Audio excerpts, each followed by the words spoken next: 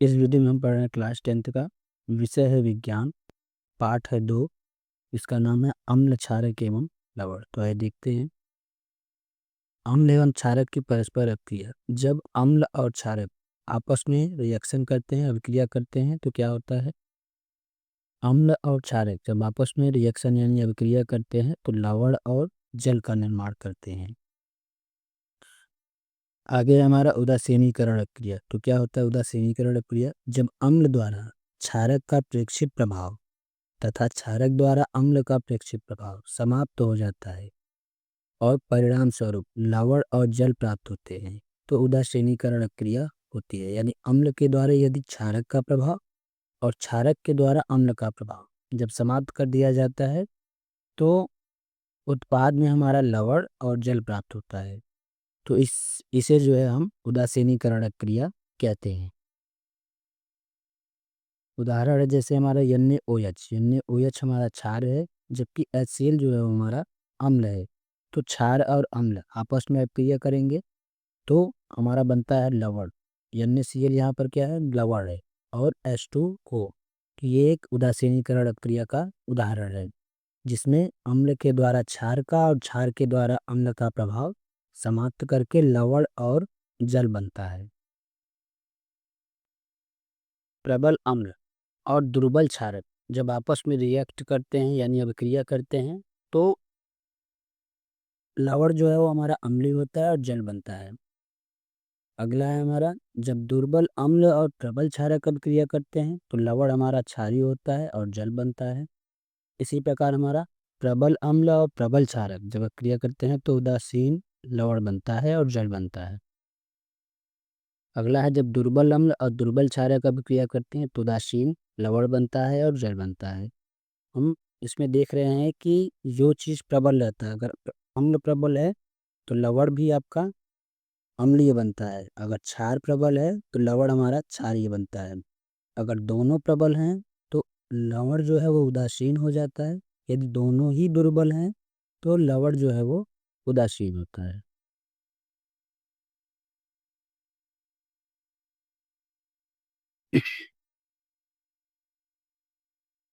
अम्लों के साथ धात्विक ऑक्साइडों की अभिक्रिया। अम्ल जो है वो धात्विक ऑक्साइडों से किस तरीके से अभिक्रिया करते हैं, आइए देखते हैं। धात्विक ऑक्साइड अम्ल के साथ अभिक्रिया करके लवण और जल बनाते हैं। क्यों लवण बनाते हैं? क्योंकि जो धात्विक ऑक्साइड होते हैं वो उनका प्रवृत्ति जो है वो क्षारीय होता है। तो क्षार और अम्ल मिलकर जो है वो लवण का निर्माण करते हैं। जैसे कि हमारे पास है कॉपर ऑक्साइड और HCl। तो कॉपर ऑक्साइड जो है वो धात्विक ऑक्साइड है और HCl जो है वो हमारा अम्ल है। दोनों मिलकर जो है जब क्रिया करते हैं तो कॉपर क्लोराइड बनाते हैं जो कि एक लवण है और H2O यानी जल बनता है। कॉपर क्लोराइड के बनने से विलयन का नीला रंग हो जाता है। जब कॉपर क्लोराइड का निर्माण होता है तो विलयन जो है हमारा नीला हो जाता है। धात्विक ऑक्साइड की प्रवृत्ति क्षारीय होती है। मैंने आपको ऊपर ही बताया कि जो धात्विक ऑक्साइड होते हैं उनकी प्रवृत्ति क्षारीय होती है। क्षार और अम्ल अभिक्रिया करके क्या बनाते हैं? लवण बनाते हैं। क्योंकि ये अम्ल के साथ अभिक्रिया करके लवण और जल बनाते हैं।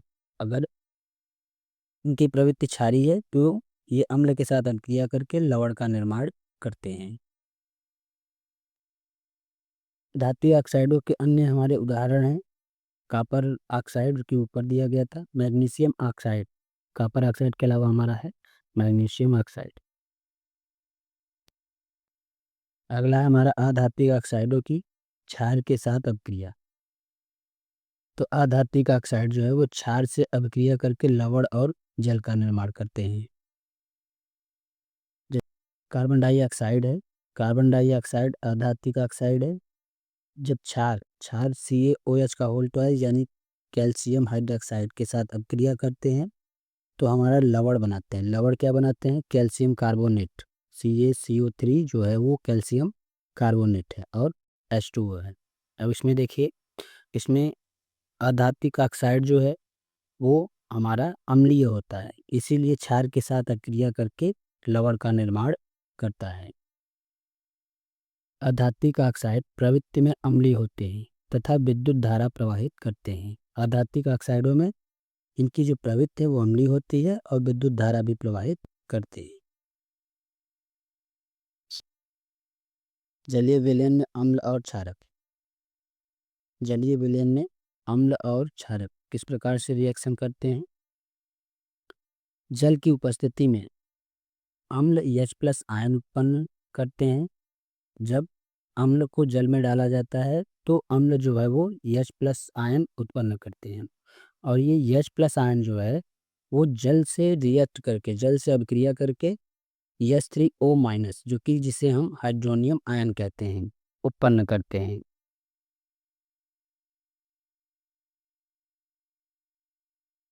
जैसे कि इसका हमारा रिएक्शन है अभिक्रिया, तो H+ आयन जो है वो H2O यानी जल के साथ अभिक्रिया करके हाइड्रोनियम आयन बनाता है जो कि हमारा H3O- है। यहाँ पर इसका उदाहरण है हमारा HCl जो कि अम्ल है। जब इसको जल में डाला जाता है तो अम्ल क्या देता है? H+ आयन देता है और H+ आयन जो है वो H2O के साथ अभिक्रिया करके H3O- जो कि हाइड्रोनियम आयन बनाता है और क्लोरीन को अलग कर देता है। जल की उपस्थिति में क्षारक OH- आयन उत्पन्न करते हैं। क्षारक क्या करता है? जब जल में क्षारक को डाला जाता है तो क्षारक जो है OH- आयन देता है। जैसे कि हमारा एग्जांपल है यहाँ पर NaOH जो कि एक क्षारक है। इसको जब जल में डाला जाता है तो क्षारक जो है वो टूट जाता है। तो टूटता है तो एक नेगेटिव आयन और हमारा जो है OH आयन देता है, OH- आयन। इसी प्रकार है हमारा अगला H2O प्लस MgOH का होल ट्वाइस यानी मैग्नीशियम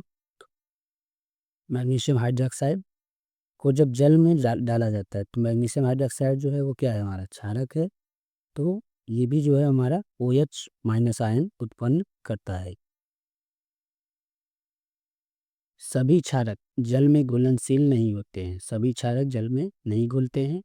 जल में घुलनशील क्षारक को क्षार कहते हैं। जल में जो क्षारक जल में घुल जाते हैं उन्हें हम क्षार कहते हैं।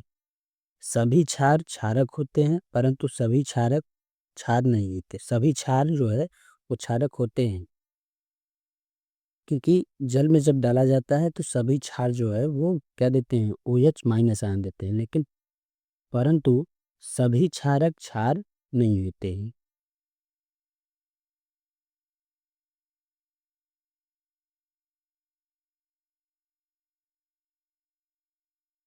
जल के साथ अम्ल या क्षारक को मिलाते समय सावधानी बरतनी चाहिए। हमेशा अम्ल या क्षारक को ही जल में मिलाना चाहिए। अम्ल और क्षारक को जो है हमेशा जल में मिलाना चाहिए। अम्ल या क्षारक में जल को नहीं मिलाना चाहिए और लगातार इसे हिलाते रहना चाहिए क्योंकि यह प्रक्रिया अत्यंत ऊष्माक्षेपी होती है। और जब ऊष्माक्षेपी अभिक्रिया होती है तो उसमें क्या होता है? ऊष्मा उत्सर्जित होता है। तो इसीलिए जो है बताया गया कि अम्ल या क्षारक को जो है वो जल में मिलाना चाहिए। जल को अम्ल या क्षारक में नहीं मिलाना चाहिए। सांद्र अम्ल में जल मिलाने पर उत्पन्न हुई ऊष्मा के कारण मिश्रण आस्फलित होकर बाहर आ सकता है तथा आप जल सकते हैं। जब अम्ल में जो है आप अ, सांद्र अम्ल में जल मिलाने पर ऊष्मा उत्पन्न होती है और इस कारण से मिश्रण जो है वो अस्फलित होकर बाहर आ सकता है जिसकी वजह से आप जल भी सकते हैं। साथ ही अत्यधिक स्थानीय ताप के कारण कांच का पात्र भी टूट सकता है।